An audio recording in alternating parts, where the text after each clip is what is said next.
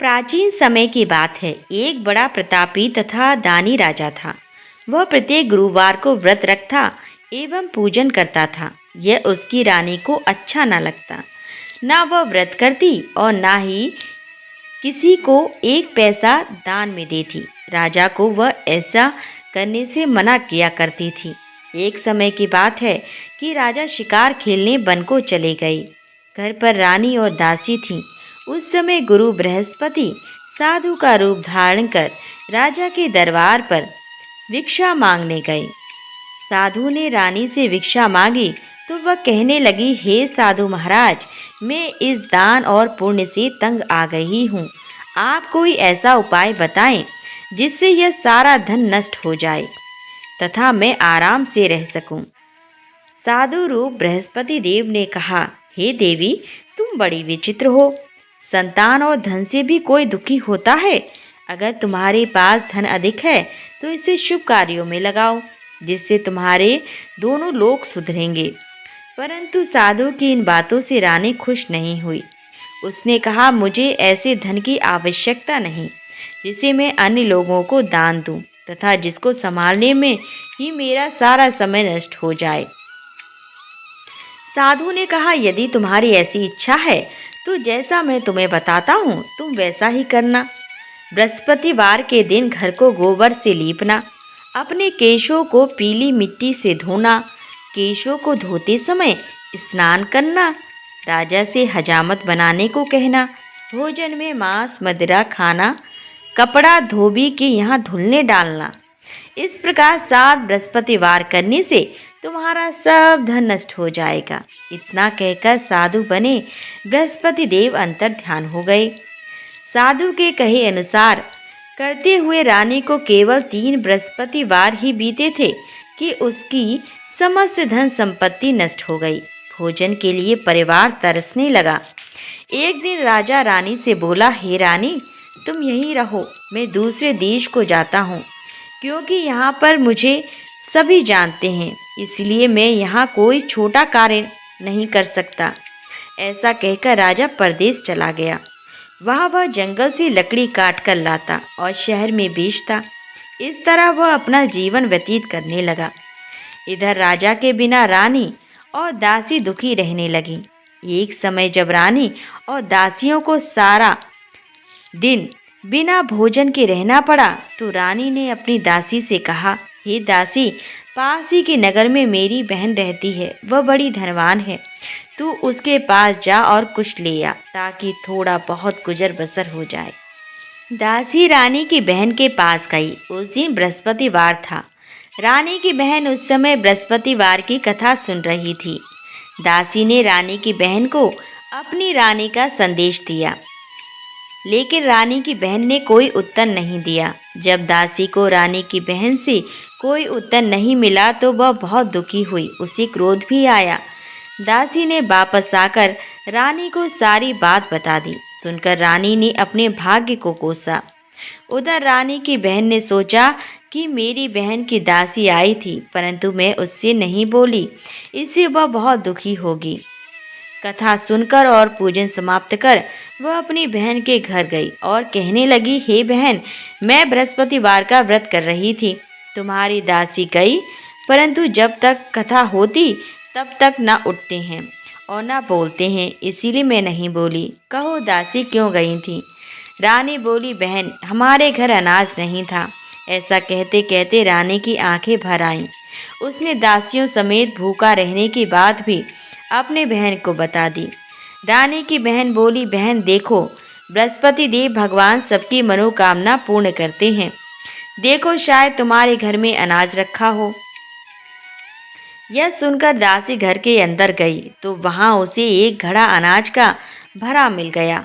उसे बड़ी हैरानी हुई क्योंकि उसने एक बर्तन देख लिया था। उसने बाहर आकर रानी को बताया। दासी रानी से कहने लगी, हे रानी, जब हमको अन्न नहीं मिला तो हम व्रत ही तो करते हैं, इसलिए क्यों ना इनसे व्रत और कथा की विधि पूछ ली जाए, हम भी व्रत किया करेंगे।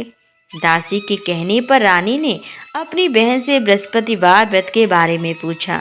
उसकी बहन ने बताया, बृहस्पतिवार के व्रत में चने की दाल और मुनक्का से विष्णु भगवान का केले की जड़ में पूजन करें तथा दीपक जलावें। पीला भोजन करें तथा कथा सुनें। इससे गुरु भगवान बृहस्पति प्रसन्न होते हैं और मनोकामना पूर्ण करते हैं। व्रत और पूजन की विधि बताकर रानी की बहन अपने घर लौट गई। रानी और दासी दोनों ने निश्चय किया कि बृहस्पति देव भगवान का पूजन जरूर करेंगे। 7 रोज बाद जब बृहस्पतिवार आया तो उन्होंने व्रत रखा। गुड़साल में जाकर चना और गुड़ बीन लाई तथा उसकी दाल से केले की जड़ तथा विष्णु भगवान का पूजन किया। अब पीला भोजन कहाँ से आए? दोनों बड़ी दुखी हुई, परंतु उन्होंने व्रत किया था, इसीलिए बृहस्पति देव भगवान प्रसन्न थे। एक साधारण व्यक्ति के रूप में वे 2 थालों में सुंदर भोजन लेकर आए और दासी को देखकर बोले, हे दासी, यह भोजन तुम्हारे लिए है और तुम्हारी रानी के लिए है, इसे तुम दोनों ग्रहण करना। दासी भोजन पाकर बहुत प्रसन्न हुई। उसने रानी को सारी बात बताई। उसके बाद से वे प्रत्येक बृहस्पतिवार को गुरु भगवान का व्रत और पूजन करने लगे। बृहस्पति भगवान की कृपा से उनके पास धन हो गया, परंतु रानी फिर पहले की तरह आलस्य करने लगी। तब दासी बोली, देखो रानी, तुम पहले भी इस प्रकार आलस्य करती थी। तुम्हें धन के रखने में कष्ट होता था, इसी कारण सभी धन नष्ट हो गया। अब गुरु भगवान की कृपा से धन मिला है तो फिर तुम्हें आलस्य होता है। बड़ी मुसीबतों के बाद हमने यह धन पाया है, इसीलिए हमें दान पुण्य करना चाहिए।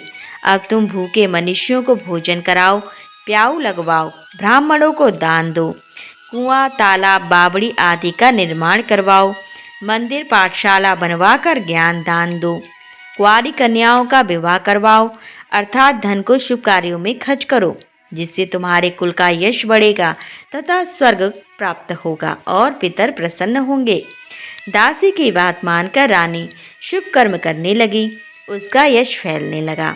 एक दिन रानी और दासी आपस में विचार करने लगे कि न जाने राजा किस देश में होंगे और किस दशा में होंगे। उनकी कोई खोज खबर नहीं है। उन्होंने श्रद्धापूर्वक गुरु भगवान से प्रार्थना की कि राजा जहाँ कहीं भी हो, शीघ्रता पूर्वक वापस आ जाएं। उधर राजा प्रदेश में बहुत दुखी रहने लगा।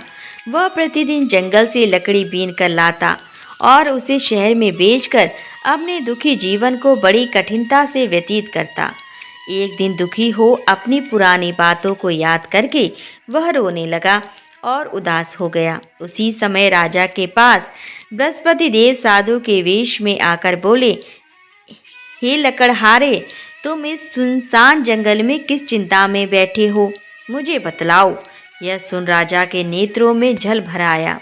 साधु की वंदना कर राजा ने अपनी संपूर्ण कहानी सुना दी। महात्मा दयालु होते हैं।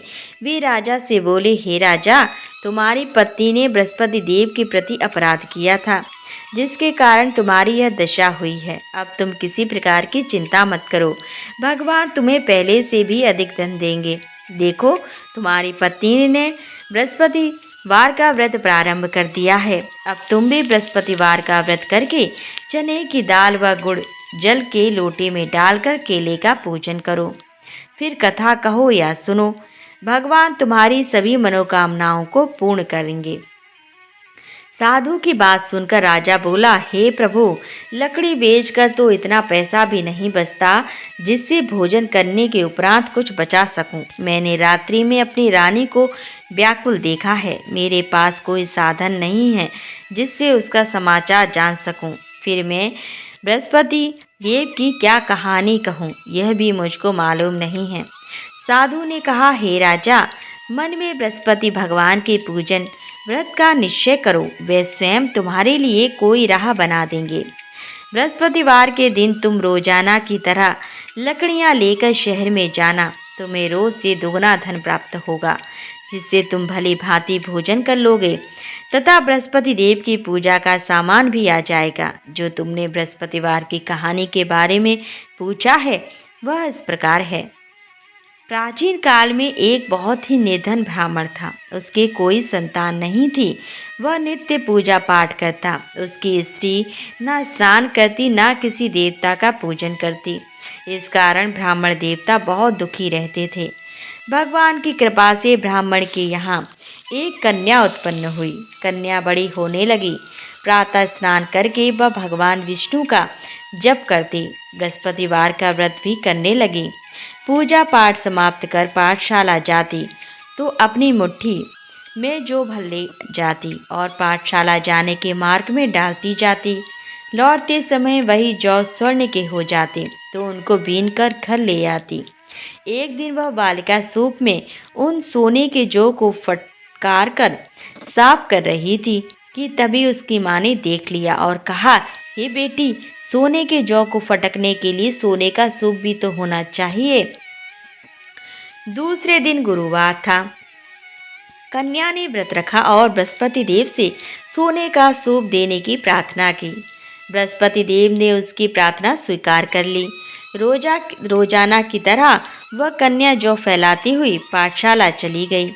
पाठशाला से लौटकर जब वह जौ बीन रही थी तो बृहस्पति देव की कृपा से उसे सोने का सूप मिला। उसे वह घर ले आई और उससे जौ साफ करने लगी, परंतु उसकी माँ का वही ढंग रहा। एक दिन की बात है, कन्या सोने के सूप में जब जौ साफ कर रही थी उस समय उस नगर का राजकुमार वहां से निकला। कन्या के रूप को देखकर वह उस पर मोहित हो गया। राजमहल आकर वह भोजन तथा जल त्याग कर उदास होकर लेट गया। राजा को जब राजकुमार द्वारा अन्न जल त्यागने का समाचार ज्ञात हुआ तो अपने मंत्रियों के साथ वह अपने पुत्र के पास गया और कारण पूछा। राजकुमार ने राजा को उस लड़की के घर का पता भी बता दिया। मंत्री उस लड़की के घर गया। मंत्री ने ब्राह्मण के समक्ष राजा की ओर से निवेदन किया। कुछ ही दिनों बाद ब्राह्मण की कन्या का विवाह राजकुमार के साथ संपन्न हो गया।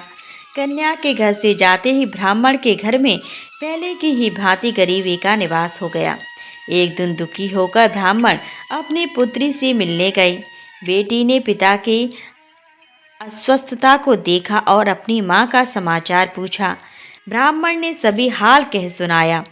कन्या ने बहुत सा धन देकर अपने पिता को विदा कर दिया, लेकिन कुछ दिन बाद फिर वही हाल हो गया। ब्राह्मण फिर अपनी कन्या के यहाँ गया और सभी हाल कहा तो पुत्री बोली, हे पिताजी, आप माताजी को यहाँ लेवा लाओ, मैं उन्हें वह विधि बता दूंगी जिससे गरीबी दूर हो जाए। ब्राह्मण देवता अपनी स्त्री को साथ लेकर अपनी पुत्री के पास राजमहल पहुँचे तो पुत्री अपनी माँ को समझाने लगी, हे माँ, तुम प्रातःकाल स्नान आदि करके विष्णु भगवान का पूजन करो तो सब दरिद्रता दूर हो जाएगी।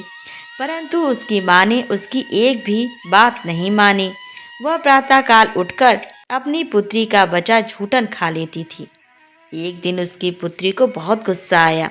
उसने अपनी माँ को एक कोठरी में बंद कर दिया। प्रातः उसे स्नान आदि करा के पूजा पाठ करवाया तो उसकी माँ की बुद्धि ठीक हो गई।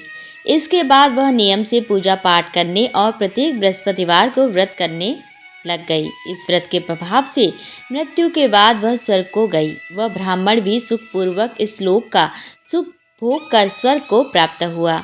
इस तरह कहानी कहकर साधु देवता वहां से लोप हो गए। धीरे धीरे समय व्यतीत होने पर फिर बृहस्पतिवार का दिन आया। राजा जंगल से लकड़ी काटकर शहर में बेचने लगा। उसे उस दिन और दिनों से अधिक धन मिला। राजा ने चना गुड़ आदि लाकर बृहस्पतिवार का व्रत कर लिया। उस दिन से उसके सभी क्लेश दूर हो गए। परंतु जब अगले गुरुवार का दिन आया तो वह बृहस्पतिवार का व्रत करना भूल गया। इस कारण बृहस्पति भगवान नाराज हो गए। उस दिन उस नगर के राजा ने विशाल यज्ञ का आयोजन किया था। अपने समस्त राज्य में घोषणा करवा दी कि सभी मेरे यहाँ भोजन करने आवें, किसी के घर चूल्हा न जले। इस आज्ञा को जो न मानेगा उसको फांसी दे दी जाएगी।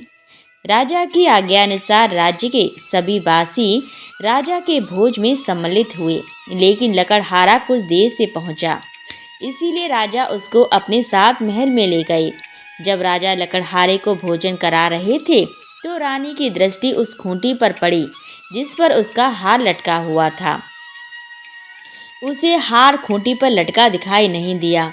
रानी को निश्चय हो गया कि मेरा हार इस लकड़हारे ने ही चुरा लिया है। उसी समय सैनिक बुलवाकर उसको जेल में डलवा दिया।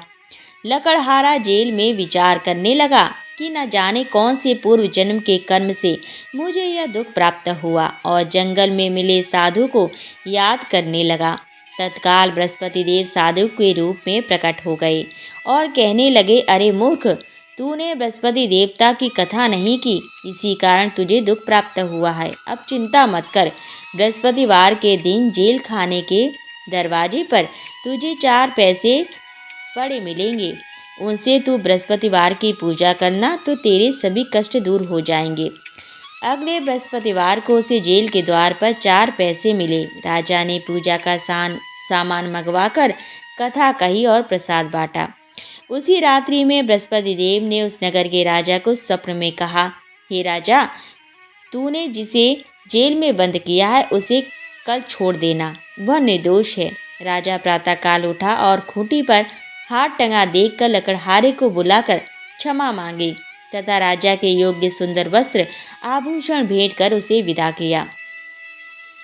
गुरुदेव की आज्ञा अनुसार राजा अपने नगर को चल दिया। राजा जब नगर के निकट पहुंचा तो उसे बड़ा ही आश्चर्य हुआ। नगर में पहले से अधिक बाग, तालाब, कुएं तथा बहुत सी धर्मशालाएं, मंदिर आदि बने हुए थे। राजा ने पूछा कि यह किसका बाग और धर्मशाला है। तब नगर के सब लोग कहने लगे कि ये सब रानी और दासी के द्वारा बनवाए गए हैं। राजा को आश्चर्य हुआ और गुस्सा भी आया कि उसकी अनुपस्थिति में रानी के पास धन कहाँ से आया होगा। जब रानी ने यह खबर सुनी कि राजा आ रहे हैं तो उसने अपनी दासी से कहा, हे दासी, देख, राजा हमको कितनी बुरी हालत में छोड़ गई थी। वह हमारी ऐसी हालत देखकर लौट ना जाए, इसीलिए तू दरवाजे पर खड़ी हो जा। रानी की आज्ञा अनुसार दासी दरवाजे पर खड़ी हो गई और जब राजा आए तो उन्हें अपने साथ महल में लिवा लाई। तब राजा ने क्रोध करके अपनी तलवार निकाली और पूछने लगा, बताओ, यह धन तुम्हें कैसे प्राप्त हुआ। तब रानी ने सारी कथा कह सुनाई। राजा ने आश्चर्य किया कि मैं रोजाना दिन में 3 बार कथा कहा करूँगा तथा रोज व्रत किया करूँगा। अब हर समय राजा के दुपट्टे में चने की दाल बंधी रहती तथा दिन में 3 बार कथा कहता। एक रोज राजा ने विचार किया कि चलो अपनी बहन के यहाँ हो आऊं। इस तरह का निश्चय कर राजा घोड़े पर सवार हो अपनी बहन के यहाँ चल दिया। मार्ग में उसने देखा कि कुछ आदमी एक मुर्दे को लिए जा रहे हैं। उन्हें रोककर राजा कहने लगा, अरे भाइयों, मेरी बृहस्पति देव की कथा सुन लो। वे बोले, लो, हमारा तो आदमी मर गया है, इसको अपनी कथा की पड़ी है। परंतु कुछ आदमी बोले, अच्छा कहो, हम तुम्हारी कथा भी सुनेंगे। राजा ने दाल निकाली और कथा कहानी शुरू कर दी। अब कथा आदि हुई तो मुर्दा हिलने लगा और जब कथा समाप्त हुई तो राम राम करके वह मुर्दा खड़ा हो गया। राजा आगे बढ़ा। उसे चलते चलते शाम हो गई। आगे मार्ग में उसे एक किसान खेत में हल चलाता मिला।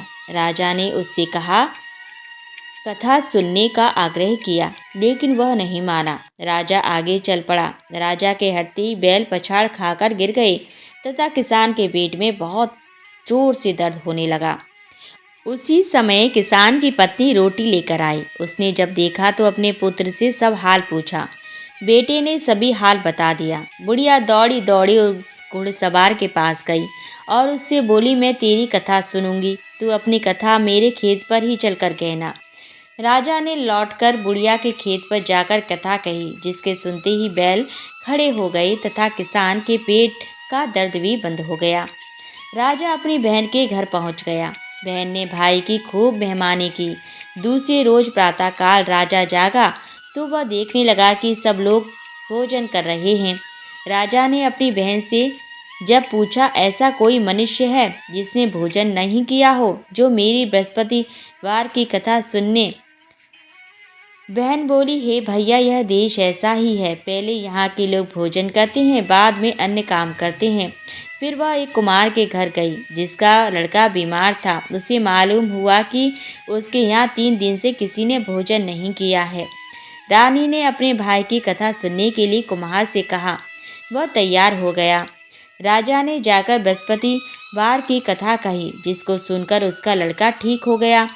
अब तो राजा की प्रशंसा होने लगी। एक दिन राजा ने अपनी बहन से कहा, हे बहन, मैं अब अपने घर जाऊंगा, तुम भी तैयार हो जाओ। राजा की बहन ने अपनी सास से अपने भाई के साथ जाने की आज्ञा मांगी। सास बोली, चली जा, परंतु अपने लड़कों को मत ले जाना, क्योंकि तेरे भाई के कोई संतान नहीं होती है। बहन ने अपने भाई से कहा, हे भैया, मैं तो चलूंगी, परंतु कोई बालक नहीं जाएगा। अपनी बहन को भी छोड़कर दुखी मन से राजा अपने नगर को लौट आया। राजा ने अपनी रानी से सारी कथा बताई और बिना भोजन किए वह शैया पर लेट गया। रानी बोली, हे प्रभु, बृहस्पति देव ने हमें सब कुछ दिया है, वे हमें संतान अवश्य देंगे। उसी रात बृहस्पति देव ने राजा को स्वप्न में कहा, हे राजा, उठ, सभी सोच त्याग दे, तेरी रानी गर्भवती है। राजा को यह जानकर बड़ी खुशी हुई। 9वें महीने रानी के गर्भ से एक सुंदर पुत्र पैदा हुआ। तब राजा बोला, हे रानी, स्त्री बिना भोजन के रह सकती है, परंतु बिना कहे नहीं रह सकती। जब मेरी बहन आए, तुम उससे कुछ मत कहना। रानी ने हाँ कर दी। जब राजा की बहन ने यह शुभ समाचार सुना तो वह बहुत खुश हुई तथा बधाई लेकर अपने भाई के यहाँ आई। रानी ने जब उसे आने का उल्हाना दिया, जब भाई अपने साथ ला रहे थे, तब टाल गई, उनके साथ न आई और आज अपने आप ही भागी भागी बिना बुलाए आ गई। तो राजा की बहन बोली, भाई, मैं इस प्रकार न कहती तो तुम्हारे घर औलाद कैसे होती। बृहस्पति देव सभी मनोकामनाएं पूर्ण करते हैं। जो सद्भावना पूर्वक बृहस्पतिवार का व्रत करता है एवं कथा पढ़ता अथवा सुनता है और दूसरों को सुनाता है, बृहस्पति देव उसकी सभी मनोकामनाएं पूर्ण करते हैं, उनकी सदैव रक्षा करते हैं। जो संसार में सद्भावना से गुरुदेव का पूजन एवं व्रत सच्चे हृदय से करते हैं, जैसी सच्ची भावना से रानी और राजा ने बृहस्पति देव की कथा का गुणगान किया, तो उनकी सभी इच्छाएं बृहस्पति देव की ने पूर्ण की। अनजाने में भी बृहस्पति देव की उपेक्षा ना करें, ऐसा करने से सुख शांति नष्ट हो जाती है। इसीलिए सबको कथा सुनने के बाद प्रसाद लेकर जाना चाहिए। हृदय से उनका मनन करते हुए जयकारा बोलना चाहिए। इति श्री बृहस्पतिवार व्रत कथा। ओम जय बृहस्पति देवा, स्वामी जय बृहस्पति देवा। छिनी छिनी भोग लगाऊं, कदली फल मेवा। ओम जय बृहस्पति देवा, तुम पूर्ण परमात्मा, तुम अंतर्यामी। स्वामी तुम अंतर्यामी, जगत पिता जगदीश्वर, तुम सबके स्वामी।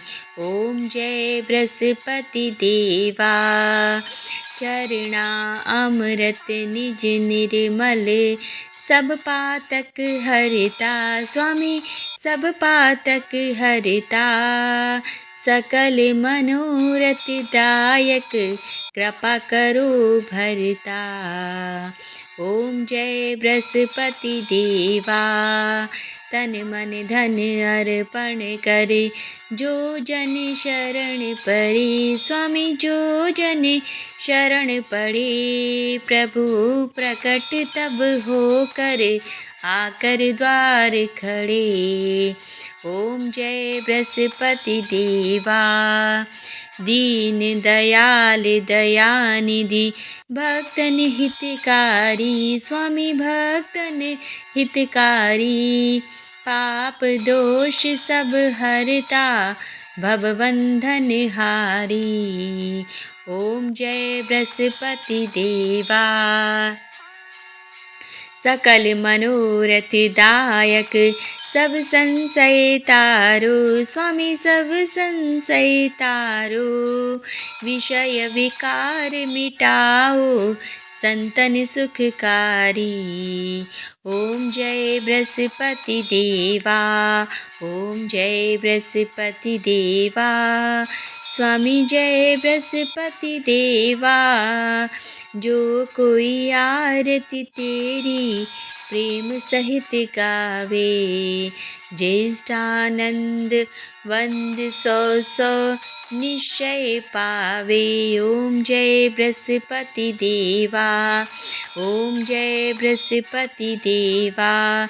छिन छिन भोग लगाऊं कदली फल मेवा, स्वामी कदली फल मेवा।